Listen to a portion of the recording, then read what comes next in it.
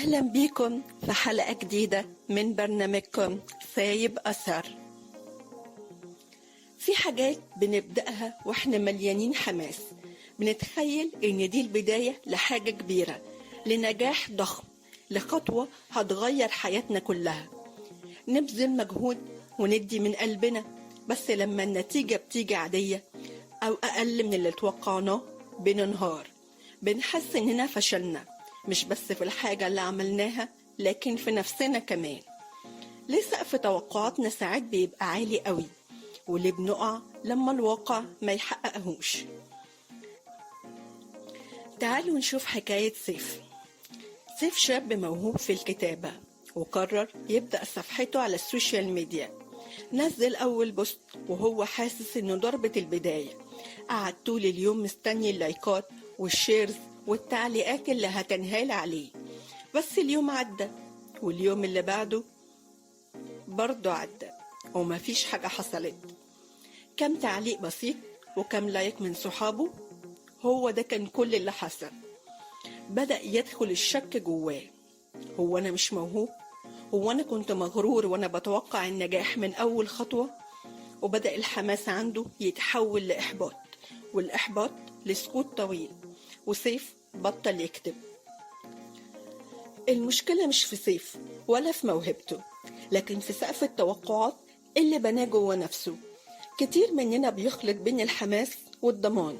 بنبقى متحمسين جدا فنفترض ان النجاح اكيد، لكن الواقع بيقول ان النجاح مش دايما فوري، وان الشهرة مش دايما مقياس.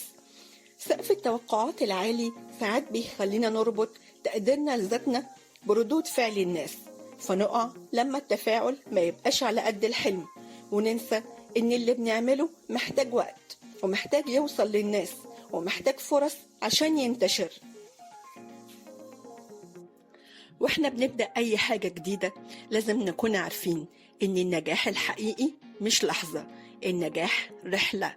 اوقات بنزرع النهاردة بس الثمرة بتيجي بعد وقت. في ناس كتير بدأت زيك وحست بالإحباط وافتكروا انهم فشلوا، لكن الفرق انهم كملوا واستنوا وطوروا من نفسهم وحاولوا تاني، وبعد كده جت اللحظة اللي كانوا بيحلموا بيها.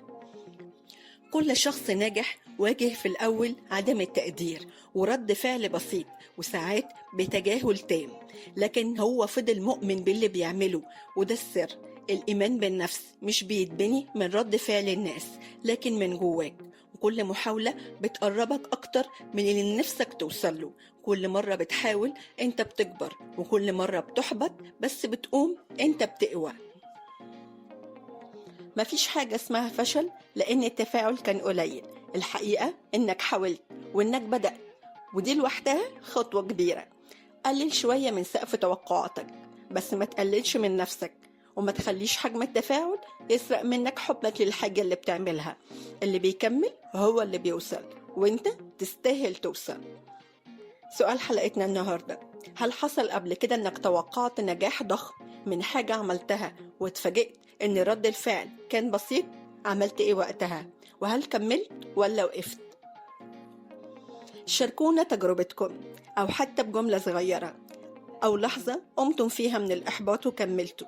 يمكن مشاركتك تدي أمل لحد تاني، ويمكن بكلامك حد يقدر يقوم من الإحباط اللي عنده. كنت معاكم أنا بسمة في سايب أثر، المساحة اللي بنحكي فيها عن الحاجات اللي بتوجعنا وبتلخبطنا أو بنخاف نقولها بصوت عالي. كل حلقة بنفتح فيها باب لحكاية، لشعور أو فكرة، ونحاول نفهمها ونحتويها. يمكن نلاقي نفسنا في القصة ونسيب إحنا كمان أثر صغير في اللي بيسمعنا. سايب أثر قريب لقلبك. أشوفكم الحلقة الجاية.